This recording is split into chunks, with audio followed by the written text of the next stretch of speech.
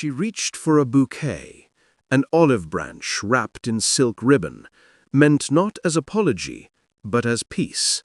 It was a gesture Sarah Ferguson had hoped would soften old tempers, but what arrived in return was not silence nor forgiveness. It was a letter. A royal reprimand so scathing it would mark her for decades.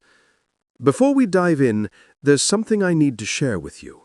Over the past few days, thousands have watched these stories unfold, but most haven't subscribed.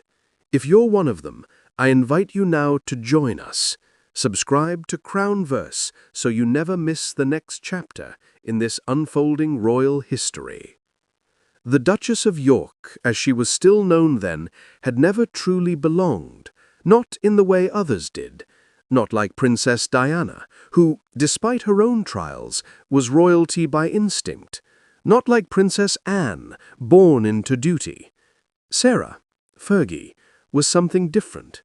She was lively, impulsive, unrefined by palace standards. And in the royal world, difference is rarely embraced. In the aftermath of scandal, she tried, once again, to bridge the chasm. She sent flowers to Princess Margaret, the Queen's sister, once a social rebel herself. It might have seemed fitting, one misunderstood woman to another. But Margaret did not see sisterhood. She saw disgrace.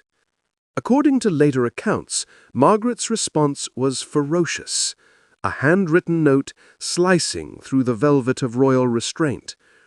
"You have done more to bring shame on this family than could ever have been imagined," she reportedly wrote. And then the dagger. "Not once have you hung your head in embarrassment, even for a minute, after those disgraceful photographs. Clearly, you have never considered the damage you are causing us all."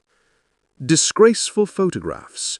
The words echoed what the press had feasted on years before. Intimate images of Sarah Ferguson, barefoot, her toes kissed by a financial advisor, splashed across front pages while she was still legally married to Prince Andrew. For the public, it was tabloid gold. For the monarchy, it was humiliation. The letter from Margaret made it clear this wasn't merely about embarrassment, it was about betrayal. Betrayal of tradition, betrayal of silence, betrayal of the crown. Sarah Ferguson reportedly burst into tears reading it. But it wouldn't be the last time she'd feel the full weight of royal rejection. Margaret's was simply the most articulate. Within the House of Windsor, resentment towards Sarah did not reside in one woman's pen alone. Margaret's voice may have been sharpest, but she was not the only one who held a grudge. To many within the firm, Sarah's sins were cumulative. Not just the photographs, not just the divorce, but the way she carried herself after. The Duchess began appearing in public as a brand, not as a former royal wife, but as a public figure with her own identity, one she monetized.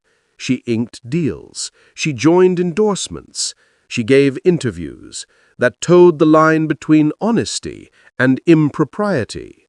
She wrote books, she walked red carpets, and through it all she remained Sarah, unapologetically.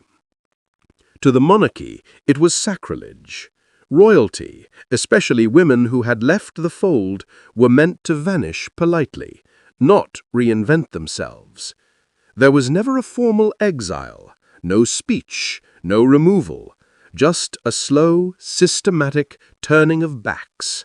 She became, as insiders often put it, persona non grata, unwelcome, unspoken of, unseen. The Queen, known for her ability to separate public duty from private affection, maintained a cautious distance. Prince Philip, known for his intolerance of embarrassment, reportedly harbored a colder view. The courtiers, ever protective of protocol, saw her as a liability. Even her daughters, Princess Beatrice and Princess Eugenie, were drawn into the tightrope act, balancing loyalty to their mother with royal expectation. They were allowed into the spotlight, she was not. And yet Sarah Ferguson never disappeared. That, perhaps, is what most enraged her critics. She remained, not in scandal, but in persistence. She didn't deny the damage. She didn't ask for redemption. She just never left. Over time, the public's perception softened.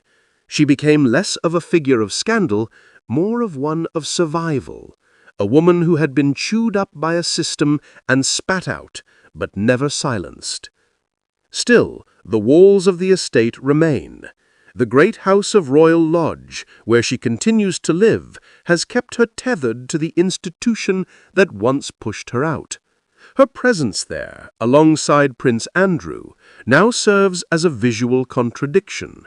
The woman once deemed unfit for royal corridors, now living within their very heart.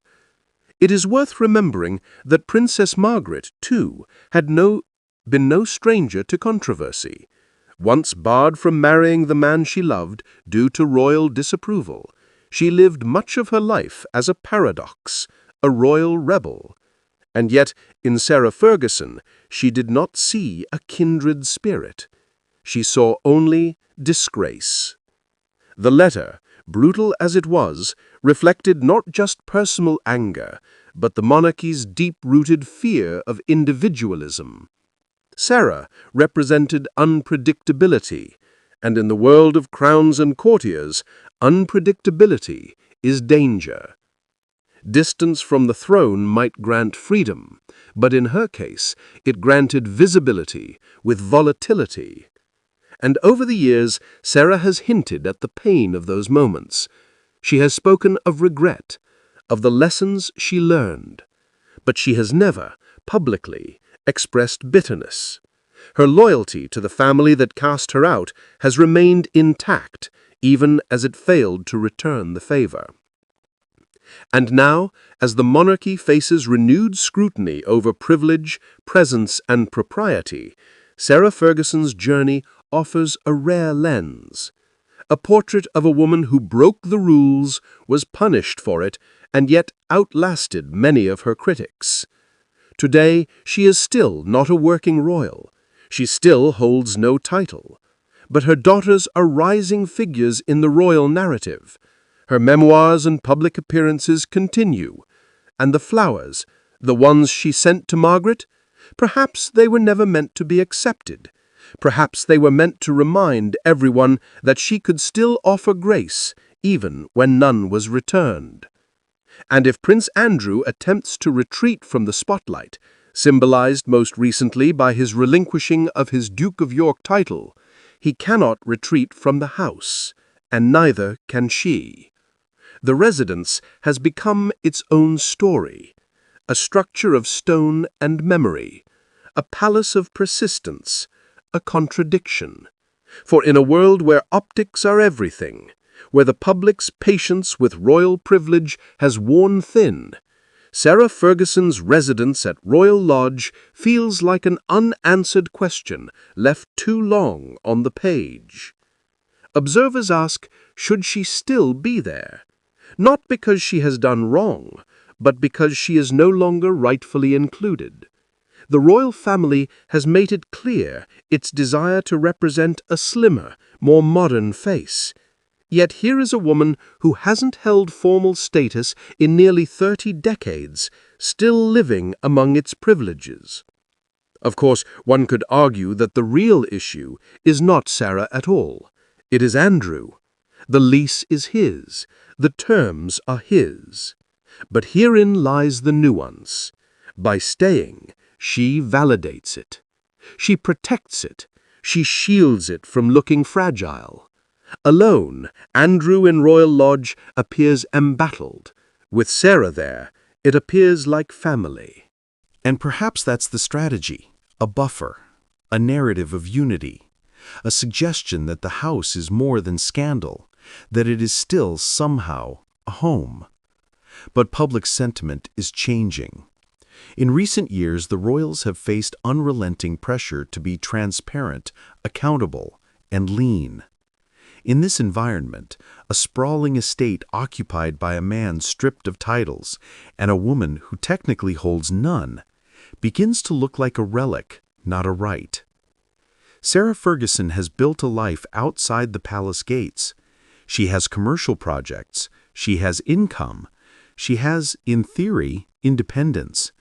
And yet she remains within Windsor's embrace, not by force, not by demand, by choice. It is that choice that now stands in contrast to a monarchy trying to show that titles must mean something, that privilege must follow purpose. And though her name is not in the headlines, her address is. What message does it send to a country questioning the role of royalty in modern life? That someone can exit the institution, but not its comforts, that duty can end, but luxury can remain. To Sarah, Royal Lodge may be a sanctuary, a familiar place in a world that has often been hostile. She may see it not as privilege, but as home. And maybe she is right. Maybe she has earned peace. But the nation is no longer content with silence in the face of legacy. It wants answers. It wants clarity. And Royal Lodge, once a place of pageantry and hospitality, now sits under a microscope. What happens next is uncertain. Prince Andrew may one day be forced to relinquish the lease. The Crown may step in. Parliament may push forward. Or time may simply erode the arrangement, as time tends to do. But whatever unfolds, Sarah Ferguson's role will no longer be overlooked.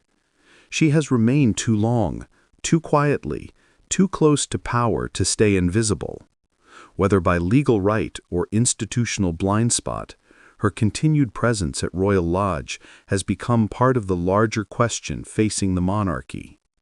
What does it mean to belong, to be royal, to be removed, to remain? In the shadow of scandal, in the hush of ancient corridors, in the silence between headlines, Sarah Ferguson lives on at Royal Lodge, and the world waits to see if the house, like the institution it represents, will finally decide who is in and who is out.